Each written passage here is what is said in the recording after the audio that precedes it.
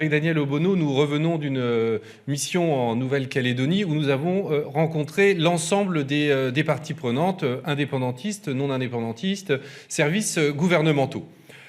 Aujourd'hui, on le voit, le projet de loi constitutionnelle qui est présenté par Gérald Darmanin signe la faillite du gouvernement sur ce dossier calédonien. Depuis le 3e référendum maintenu malgré les demandes indépendantistes de report, on le voit, le gouvernement avance à marche forcée, refuse de tenir son rôle impartial qui était la base du succès des accords de Nouméa en 1998 et aujourd'hui veut forcer cette modification du corps électoral uniquement dans un sens pro-non indépendantiste et mettre la pression sur les indépendantistes. À l'issue du 3e référendum, les accords de Nouméa sont clairs et très nets. Les acteurs politiques doivent se retrouver pour discuter de la situation ainsi créée.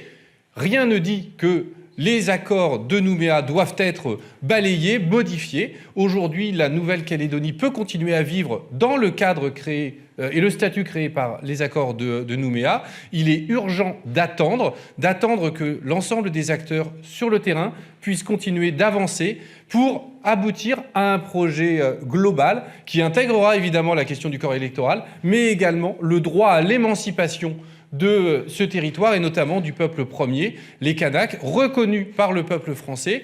Et nous assistons là à un schéma, somme toute, assez classique, mais tout aussi inédit de décolonisation.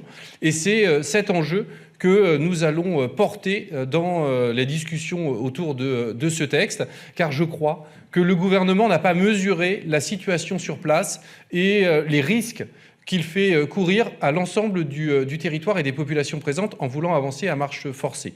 Aujourd'hui, c'est Gérald Darmanin qui porte ce texte. Gérald Darmanin, de ce qui nous en a été dit, n'est plus aujourd'hui un interlocuteur capable de porter la voix du gouvernement dans les discussions avec les différents acteurs locaux et d'aboutir à un accord global. Il doit donc se dessaisir du dossier. C'est le Premier ministre qui traditionnellement gère le dossier calédonien. C'est le Premier ministre qui devrait gérer ce dossier et surtout envoyer une mission du dialogue neutre, impartiale, capable de remettre l'ensemble des parties autour de la table des négociations pour aboutir à un accord global que parlementaires, nous serions en capacité d'intégrer dans la Constitution. Aujourd'hui, nous demander de modifier le corps électoral de manière unilatérale, en force, sans qu'il y ait un accord politique local, est totalement contraire à l'esprit des accords de Matignon, des accords de Nouméa. Bref, c'est un retour 40 ans en arrière pour